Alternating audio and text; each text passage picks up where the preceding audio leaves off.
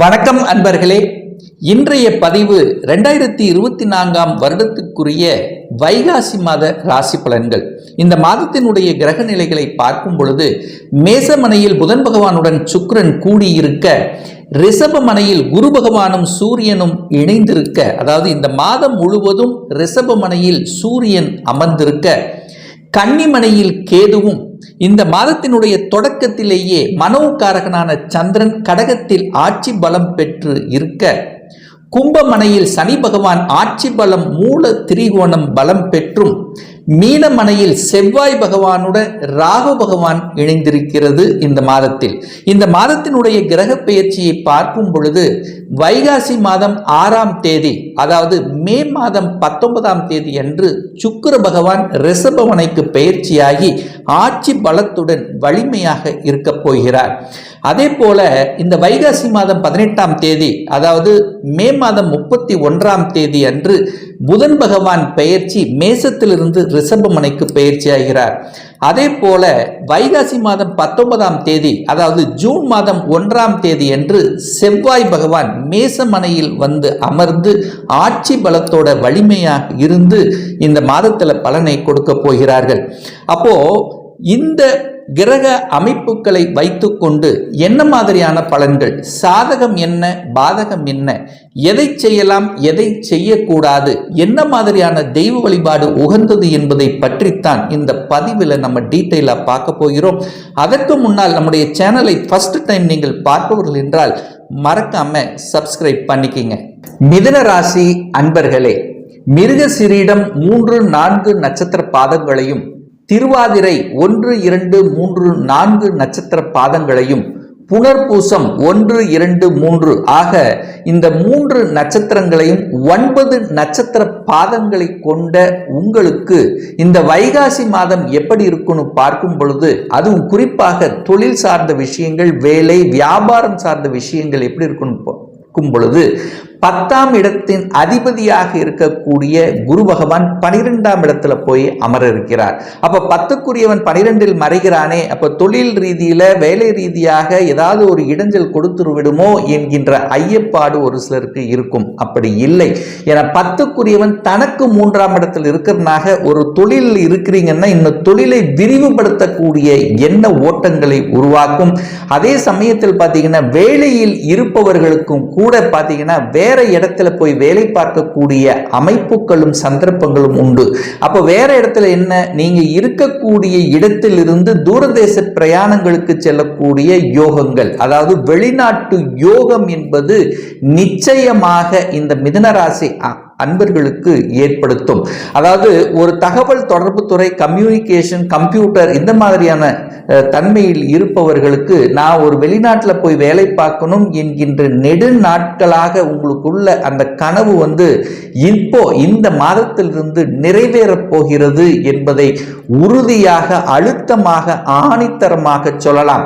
ஆனா 10ஆம் இடத்தில் ராகுவும் செவ்வாயும் இணைவு பெற்றிருக்கல்லவா, அந்த செவ்வாய்ங்கிறது யாரு, 6க்குரியவன், கடன் நோய் எதிர்ப்பு பகையை தரக்கூடிய செவ்வாய் 10ஆம் இடத்துல இருக்கிறதுனால கொஞ்சம் கோபதாபங்கள், அதாவது ஒரு தொல்லைகள் இருக்கிறது. வேலை சார்ந்த விஷயத்தில் ஒரு திருப்தி இல்லாத தன்மையை குறிக்காமிக்கிறதுனால கொஞ்சம் கோபம், ஆக்ரோசத்தை கட்டுப்படுத்தணும். அவசரப்பட்டு ஆக்ரோசப்பட்டு வேலையை விட்டுவிடக் கூடாதுங்கிறதையும் ஞாபகத்தில் வைத்துக் கொள்ளுங்கள். இது எது வரைக்கும் அப்படின்னா இந்த வைகாசி மாதம் 19ஆம் தேதி வரைத்தான். அதாவது ஜூன் மாதம் 1ஆம் தேதி வரை அந்த செவ்வாய் பகவான் 10ல் இருக்கிறதுனால கொஞ்சம் ஒரு அலைச்சல் திருச்சல், ஒரு டென்ஷன் இருக்கக்கூடிய தன்மை. அதற்கப்புறம் உங்களுக்கு நல்லா இருக்கக்கூடிய தன்மை. 10ல் ராகு இருக்கிறதுனாலையும் அந்த 10க்குரியவன் 12ஆம் இடத்தில் இருக்கின்ற காரணத்தாலும் உங்க ராசிநாதனான புதன் பகவான் 11ஆம் இடமான லாபஸ்தானத்தில் இருந்து இந்த மாதத்துல பாத்தீங்கன்னா, அதாவது வைகாசி 18ஆம் தேதிக்கு அப்புறம் 12ஆம் இடத்துல இருக்கிறதுனால அந்த வெளிநாட்டு எண்ணங்கள், அந்த வெளிநாட்டு சம்பந்தப்பட்ட யோகங்கள் என்பது இந்த மாதம் உங்களுக்கு சிறப்பாக இருக்கிறது அப்படின்னு சொல்லலாம். அப்ப இதுவரைக்கும் ஒரு வேலை கிடைக்கல, கடந்த 2-3 மாதங்களாக எனக்கு ஒரு நல்ல வேலை அமையல அப்படின்னு இருக்கின்ற இந்த மிதுன ராசி என்பர்கள் இப்போ நீங்க சொந்த சொந்த ஊரை விட்டு வெளியே செல்லக்கூடிய, வெளியில் அப்ளை பண்ணீங்கன்னா நிச்சயமாக உங்களுக்கு வேலை கிடைக்கும். எங்கே அப்ளை பண்ணுறது? உங்கள் டிஸ்ட்ரிக்டை விட்டு அதர் டிஸ்ட்ரிக்ட் அல்லது அதர் ஸ்டேட் அல்லது அதர் கண்ட்ரிக்கு நீங்கள் அப்ளை பண்ணீங்கன்னா நிச்சயமாக வேலை உண்டு அப்படிங்கிறதையும் ஞாபகத்தில் வைத்துக் கொள்ளுங்கள். இந்த மாதத்தினுடைய தொடக்க நாளே, அதாவது இந்த வைகாசி மாதம் 1ஆம் தேதியே அந்த 2க்குரியவன் தனத்தை கொடுக்கக்கூடிய, குடும்பத்தை அமைத்து கொடுக்கக்கூடிய சந்திர பகவான் ஆட்சி பலத்தோட வலிமையாக இருக்கார். அப்ப நிச்சயமாக பொருளாதாரம் சார்ந்த விஷயத்தில் நல்ல ஒரு முன்னேற்றத்தை தரக்கூடிய அமைப்பு. கால சக்கரத்துக்கு 2ஆம் இடத்துல, அதாவது ரிஷப மனையில உங்க ராசிக்கு 12ஆம் இடத்துல சுக்கிர பகவான், கையிருப்பு பணக்காரகன் என்று சொல்லக்கூடியவன், உங்க ராசிக்கு யோகத்தை தரக்கூடிய சுக்கிரன் ஆட்சி பலத்துடன் வலிமையாக இருக்க போகிறார். எப்ப இருந்து? இந்த வைகாசி மாதம் 6ஆம் தேதியிலிருந்து.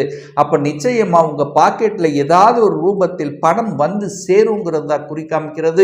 பொருளாதாரத்தில் ஏற்றத்தை தரக்கூடிய அமைப்பு, பேச்சு சம்பந்தப்பட்ட விஷயத்தில் உங்களுக்கு அனுகூல வாய்ப்புகளை தரக்கூடிய அமைப்பு, குடும்பம் சார்ந்த விஷயத்தில் குடும்பம் எல்லாமே ஒன்றிணைந்து ஒரு தொழிலை செய்யலாம் என்கின்ற அந்த எண்ண ஓட்டங்களை கொடுக்கக்கூடிய ஒரு நல்ல மாதமாக உங்களுக்கு அமையிருக்கிறது. 3ஆம் அதிபதி, அதாவது முயற்சி ஸ்தானத்தின் அதிபதி, அதை தைரிய வீரியத்தை கொடுக்கக்கூடிய அந்த சூரியன் 12ஆம் இடத்தில் மறைந்திருந்தாலும் அது குருவோடு சேர்ந்திருக்கார். அப்போ குருவும் சூரியனும் இணைந்த சிவராஜ யோகம். அப்போ ஒரு நல்ல தைரிய வீரியத்தை கொடுக்கக்கூடிய அமைப்பு, எதையும் செய்யலாம், எதையும் சாதிக்கலாம் என்கின்ற அந்த உந்துதலை உங்களுக்கு கொடுக்கக்கூடிய வாய்ப்புகளையும் சந்தர்ப்பங்களையும் நிச்சயமாக உருவாக்கும். 4ஆம் இடம் என்பது சுகத்தை தரக்கூடிய இடம்தான், சுகஸ்தானம். அதாவது வீடு, வண்டி, வாகனம், இதை குறிக்கக்கூடிய தன்மை. அந்த இடத்தை குரு பகவானுடைய பார்வை பதிகின்ற காரணத்தால சுகஸ்தானத்தை பெருக்கிக் கொள்ளக்கூடிய ஒரு நல்ல மாதம். என்ன பண்ணலாம்? தாயினுடைய உடல்நலம் சார்ந்த விஷயத்தில் இருந்து வந்த தொல்லைகள் விலகும். தாய்க்கும் உங்களுக்கு இருந்து வந்த கருத்து வேறுபாடு விலகக்கூடிய தன்மைகள், ஒரு வீடு வாங்கணும், ஒரு நிலம் வாங்கணும் என்கின்ற எண்ணங்கள் இருக்கின்ற இந்த மிதுனராசி என்பர்கள் அந்த எண்ணங்கள் ஈடேறக்கூடிய தன்மை, கட்டின வீட்டை வாங்கக்கூடிய யோகம், அல்லது ஏதாவது ஒரு இடத்தை வாங்கக்கூடிய யோகம், அல்லது விவசாய நிலத்தை வாங்கக்கூடிய அந்த யோகங்கள் இந்த மாதம் உங்களுக்கு சிறப்பாக இருக்கு. வாகனத்துக்கு காரகன் என்று சொல்லக்கூடிய சுக்கிர பகவான் ஆட்சி பலத்தோட வலிமையாக இருக்கின்ற காரணத்தால நிச்சயமாக அந்த 4ஆம் அதிபதியுடன் இந்த மாதம் சேர்க்கை பெறுகின்ற காரணத்தால நிச்சயமாக நீங்கள் ஆசைப்பட்ட வாகனத்தை வாங்கக்கூடிய யோகங்கள் சிறப்பாக இருக்கு. 5ஆம் அதிபதியாக இருக்கக்கூடிய சுக்கிரன் இந்த மாதம், அதாவது வைகாசி 6ஆம் தேதியிலிருந்து ஆட்சி பலத்தோட வலிமையா இருக்கிறதுனால பூர்வ புண்ணிய ஸ்தானம் பலப்பட போகிறது அப்படின்னு எடுத்துக்கலாம். பூர்வீகம் சம்பந்தப்பட்ட விஷயத்தில் இருந்து வந்த கருத்து வேற்றுமைகள், தொந்தரவுகள் விலக இருக்கிறது.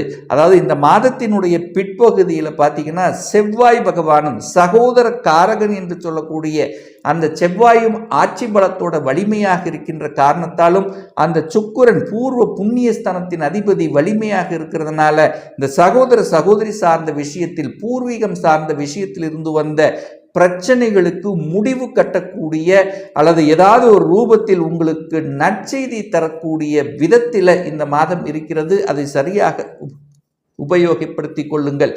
6ஆம் அதிபதியாக இருக்கக்கூடிய செவ்வாய் பார்த்தீங்கன்னா இந்த மாதம் எங்க வந்து அமருகிறார் அப்படின்னா, எங்க அமருகிறார்? 11ஆம் இடத்துல வந்து அமருகிறார்.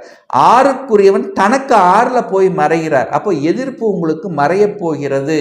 கடன் சார்ந்த விஷயத்தில் இருந்து வந்த பிரச்சனைகள், இதுவரைக்கும் ஏதாவது பலமாக உங்களுக்கு கழுத்தை நெருக்கக்கூடிய விதத்தில் இருந்து வந்த பிரச்சனைகள் எல்லாம் அது ஏதாவது ஒரு ரூபத்தில் கடனை அடைப்பதற்கான சாத்தியக்கூறுகள் தென்படுகிறது அப்படின்னு சொல்லலாம்.